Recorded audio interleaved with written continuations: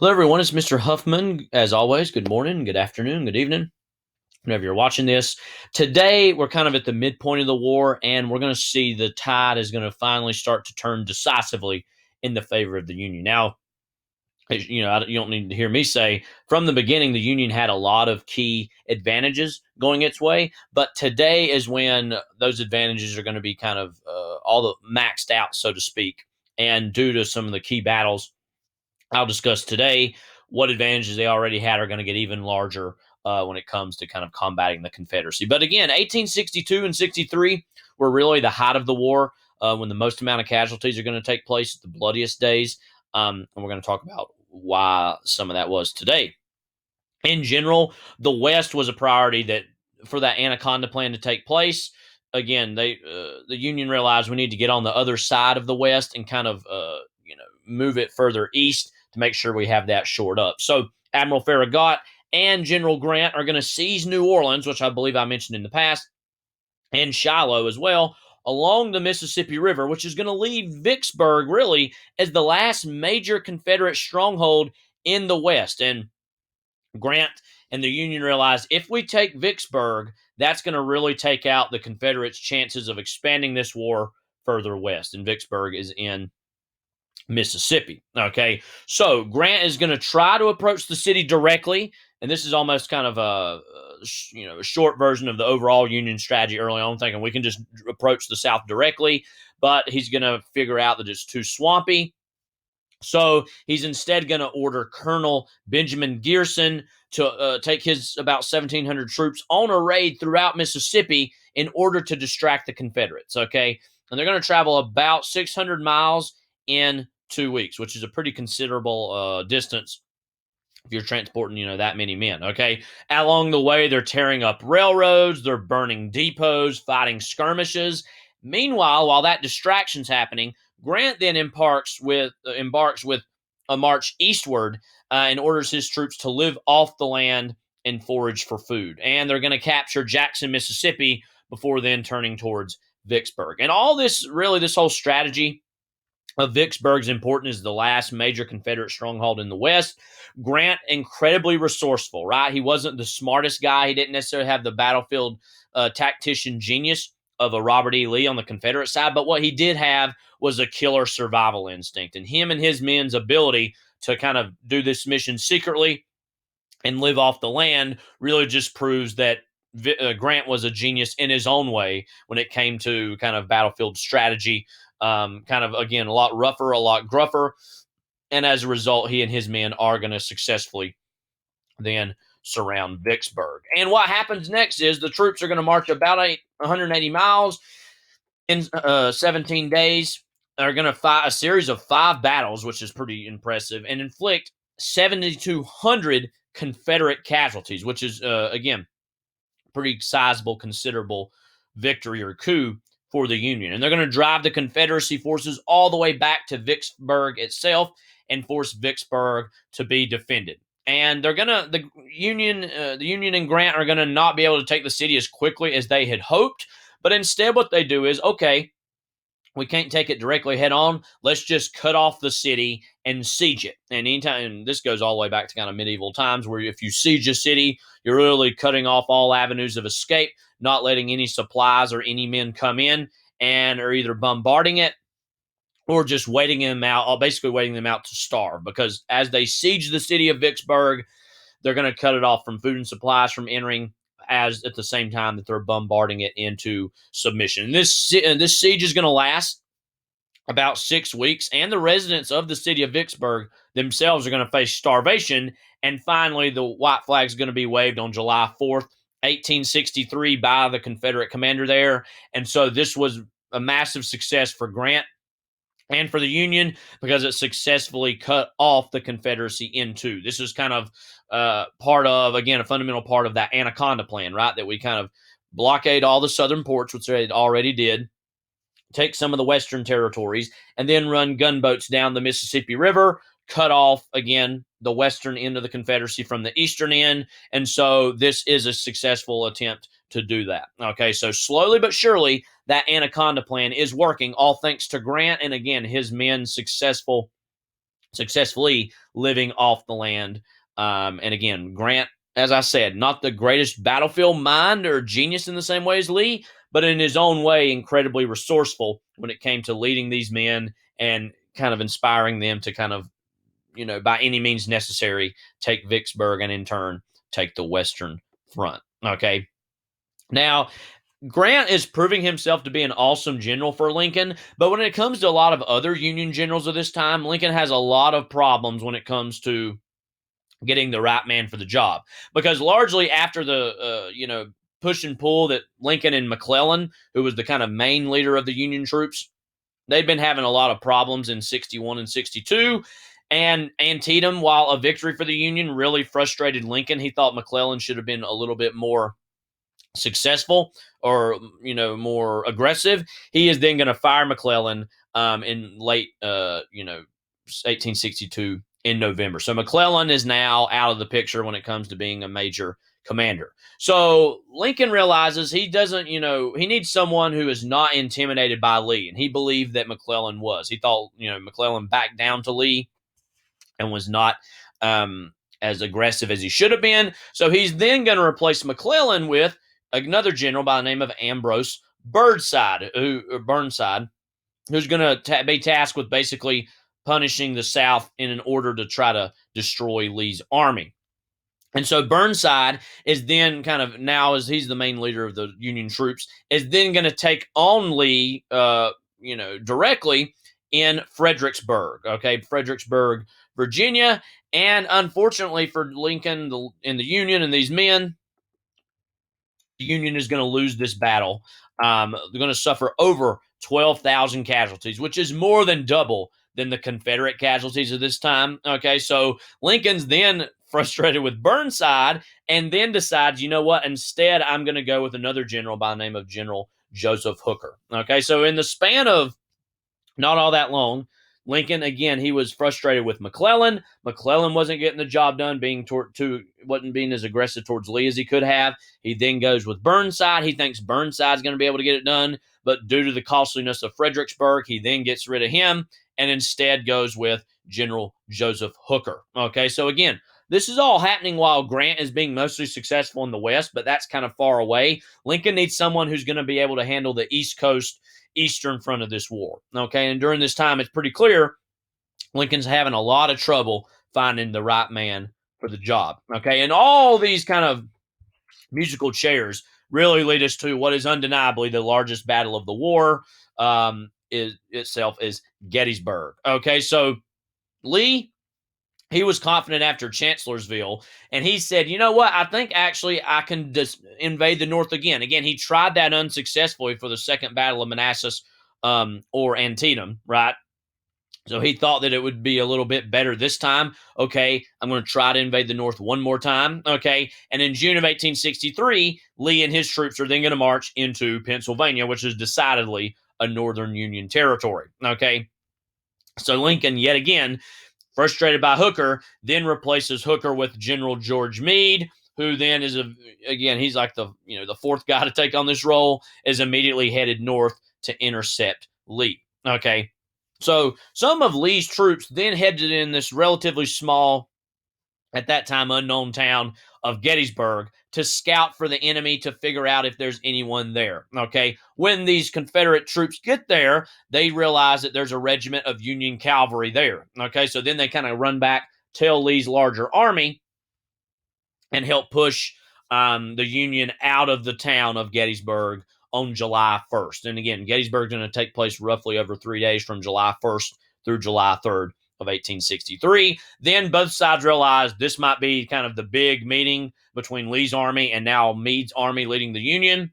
And so the next day, July 2nd, Lee is then going to attack the Union forces, but the Union forces successfully hold their ground. Okay, so Meade is proving I'm not going to be intimidated by Lee. I know that he's a genius, and I know he's got great soldiers, but I'm not backing down. Okay, so Meade and his troops successfully hold off those forces there at Gettysburg. The final day of the battle, which was really the biggest day when it comes to casualties, when it came to kind of the mass destruction of Gettysburg, Lee is then going to order nearly 15,000 of his troops, commanded by General George E. Pickett, It's going to be an important name to remember, and General A.P. Hill to then undertake a massive assault, which is going to later be deemed, and you may have heard of this before, I don't know, Pickett's Charge, which is basically Pickett and his men are then going to basically march a mile-wide length line of Confederate troops across basically the farmlands of Gettysburg towards the position on Cemetery Ridge, which is where the Union is stationed at. Okay, so again, they believe that this is going to be successful. A lot of men on the Confederate side that are doing this, marching up this hill to take this area known as Cemetery Ridge. Okay, but while they had kind of an impressive amount of men, that's going to not be all that impressive when it comes to Union cavalry, Union cannons, Union guns. They're going to open fire on Pickett and his men that are marching here, and they're going to inflict 7,000 Confederate casualties in less than half an hour. Less than 30 minutes, 7,000 men's lives are either ended or irrevocably changed, okay, by just this single 30 minutes alone. We've talked about Antietam, which is still the single bloodiest day of the war. When it comes to actual battles, which again, this battle takes place roughly over 3 days, nothing really is going to seriously compare to Gettysburg. Again, within the span of only 30 minutes, 7,000 Confederate casualties are going to be met. And it goes without saying, Pickett and his men are not going to be successful when it comes to taking this hill. And again, this really is almost a big distillation of what this war is all about for a variety of reasons. For one thing, again, the Confederacy, they had great leadership. They had, a decent amount of men, but they just couldn't handle kind of being a little more aggressive and a little more on the offense, especially compared to the Union guns, and the Union cannons are going to be more advanced than those of the Confederacy. And ultimately, it's moments like this where that Union industrial advantage, which had taken place over decades by this point, really is finally going to come to the forefront and prove that the Union is going to be a seemingly unstoppable force for the Confederacy. Okay, here's a painting that was done sometime after the fact of this event at Gettysburg. Okay, so fewer than 5,000 of those troops make it up the ridge, and those who did were quite quickly overwhelmed by Union forces. Okay, so as it turns out, it was not meant to be for the Confederacy, for Pickett, and especially for Lee. Okay, so Lee then decides this is basically a massive failure, tries to rally his troops back again, and they are then going to retreat on a rainy 4th of July. And July 4th, 1863, is suddenly a very important date for a variety of reasons. For one thing, it's yet another 4th of July, which in its own way is noteworthy. But at this same moment, Vicksburg has just been taken way further south and further west by Grant and the Union. And at the very same moment, Lee is basically admitting defeat at Gettysburg. So July 4th of 1863, we can almost quite definitively point to as the turning point of the Civil War, where the Union now has a firm grasp over the Confederacy. Okay. Just looking at these casualty numbers, the Confederacy at Gettysburg suffers about 28,000 casualties, which is a pretty sizable number, especially when you consider that's nearly, over a third of Lee's entire force. So nearly a third of Lee's force is either dead or wounded beyond repair. Meanwhile, compare that to the Union, which was not a whole lot better for them, right? The Union also endures 23,000 casualties, but naturally, again, the Union has more men to work with, so they're naturally going to be better equipped to handle such a sizable loss. So Union, they have 23,000 casualties. Meanwhile, the Confederacy, quite costly, has 28,000 casualties. What's the overall aftermath of Gettysburg? Because as you can imagine, and as you know, it is a massive war, a massive battle in this war, not just because of the casualties, but because of the implications that would later come to play quite soon and later on for both the Union and the Confederacy. Again, this was the definitive turning point for the war. It strengthened the Republicans in the North politically, who wanted to keep this war going, who said, no, we're confident that the Union war machine is going to be superior to that of the Confederacy. An event or a moment like Gettysburg definitively proved that true, right? So Republicans, Lincoln, included in that, are going to, definitely say, see, we won Gettysburg. Lee has been kind of decisively defeated here. It's only going to be a matter of time before we are able to defeat the Confederacy. wholesale, right? Also, Britain had been paying attention to this battle at Gettysburg and said if the Confederacy is able to pull off this victory, they had said that about Antietam as well. If the Confederacy is able to pull off this victory, then maybe we'll recognize the Confederacy. Obviously, that didn't happen. Lee was defeated. And so Britain officially backs away and says, we're not getting involved in this war because Britain can read the tea leaves and they understand that, again, the Union is going to be the one who's going to win this war. Okay. Throughout the rest of the war, which is going to last about another 2 years, Lee's forces are going to forever now be on the defensive. So that was his last big offensive push. From here on out, it's going to be purely a defensive war, and more they're slowly giving up ground as the Union Army is going to just be slowly marching south. Okay. And this is also in a key important moment, and I'm actually going to read this Gettysburg Address here. It's pretty brief. Some months later, in November of that year, happening obviously July, several months later, Lincoln is finally going to visit Gettysburg in the aftermath of this, and he gives his very famous Gettysburg Address. Okay, I mentioned this in class before. The guy who actually talked before Lincoln talked upwards of 2 hours. Okay, he talked a lot. Lincoln decides, you know what, the people who are here to hear this, speech at this cemetery, they don't want to hear me talk for too long. So he talked somewhere between a minute and a half and 2 minutes. But again, his speech that he gives here, and again, I'm going to read it here in a moment, is one of the most, I would say, one of the greatest, most powerful speeches in all of American history. There's a reason you've heard of it, and you've heard probably words from it if you've not read the whole thing. But it's a very brief but powerful speech. And like the Emancipation Proclamation, which had happened in 1862, it really reaffirms what the nation's mission is and what the nation's resolve is during this. Here is one of the few pictures that was snapped just before Lincoln had left stage. Here he is kind of in the middle, kind of far away. Okay, so again, this is only about a minute and a half, 2 minutes, but I want to read this for you, and you'll be doing an assignment that looks at this as well. But just to read this, because again, I think it's, as I said, among the most beautiful words ever written in American history and world history. Again, this was November 19th of 1863, some months after the Battle at Gettysburg. 7 years ago, our fathers brought forth on this continent a new nation, conceived in liberty and dedicated to the proposition that all men are created equal.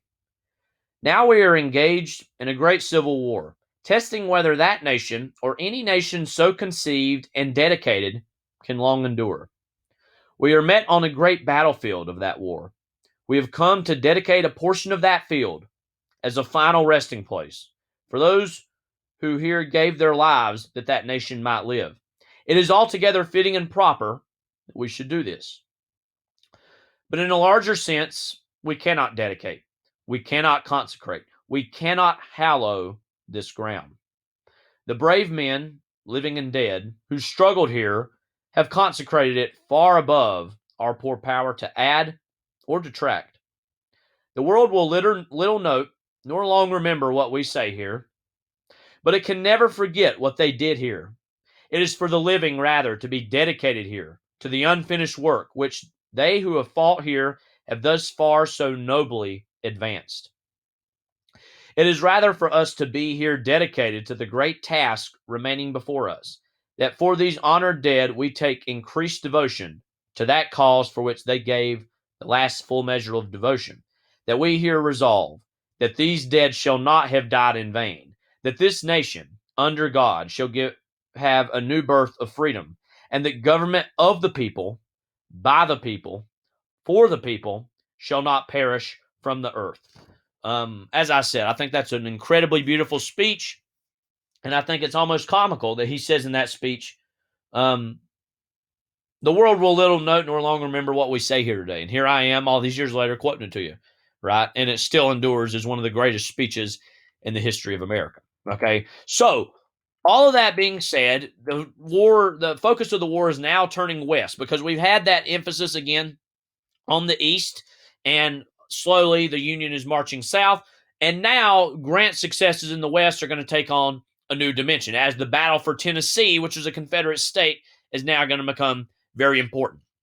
After that major Union victory at Vicksburg and at Gettysburg, fierce fighting now erupts in Tennessee, near specifically the city of Chattanooga, which was a very important, vital railroad junction. This was, again, the Confederacy didn't have a lot of great stuff going for the railroads. This was one of the few kind of big railroads points that they have. So the Union and Grant realize if we're able to capture Chattanooga, that's going to be a key feather in our hat when it comes to slowly choking out the Confederacy. So again, the Union realizes if we capture this, we've basically control all the major railroad running south to Atlanta. And Atlanta is really, at this point, after losing New Orleans, the key big A number one Confederate city. Okay, so if we take Chattanooga, the Union says, then we'll be able to take Atlanta pretty soon.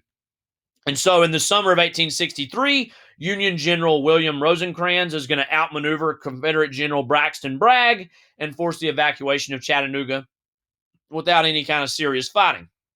That does, though, culminate in the Battle of Chickamauga Creek in September of 1863, where Bragg and the Confederates do actually have a successful victory. Okay, but Lincoln realizes that to save the Union troops in Chattanooga, I'm going to have to order some of Meade's forces to head south to help Rosecrans. Okay, so within only 11 days, about 20,000 men had arrived in Chattanooga with artillery, horses, and equipment, and they had traveled more than 12,000 miles. And this was a relatively, a new strategy by Lincoln by transporting all these men, all these artillery, all these horses by rail pretty quickly through the railroads. Again, this is a key, advantage the Union has over the Confederacy is railroads itself, right? That the fact that the railroads by the Union are going to be much more powerful and kind of formidable when compared to those of the Confederacy. Okay, so all that happens. Lincoln is then going to place Grant in charge of the overall command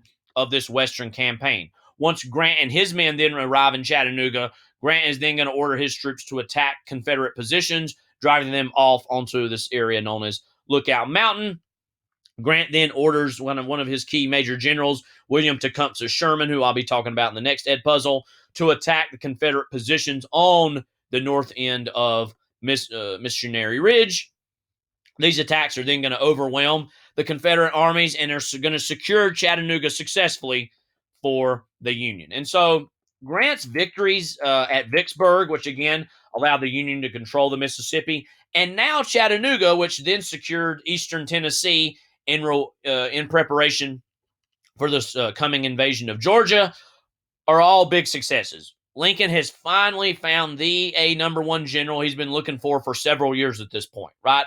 And again, Grant had his ups and downs, but has proved himself to be a survivor, to be somebody who can endure. And Lincoln has recognized that and says, you know what? I'm now placing you in charge as the general-in-chief of all Union forces. So Grant, again, has had this slow rise throughout the war. Now Lincoln has trusted him with the world because Lincoln says, you're somebody that I know that can get this done, and I want you to see the end of this war. Okay, so again, this was a big moment for Grant, and especially a big moment for Lincoln because Lincoln now has had a few, big victories under the Union's belt and realizes that Grant can help him see the end of this war that's already took the lives of so many Americans. Okay, so that's going to do it for today. Only one more Ed Puzzle about the end of the war, as well as another one that will be about Reconstruction this week. As always, this is Mr. Huffman. If you have any questions or any concerns, please reach out to me. I'll be more than happy to help you out. Take care. God bless.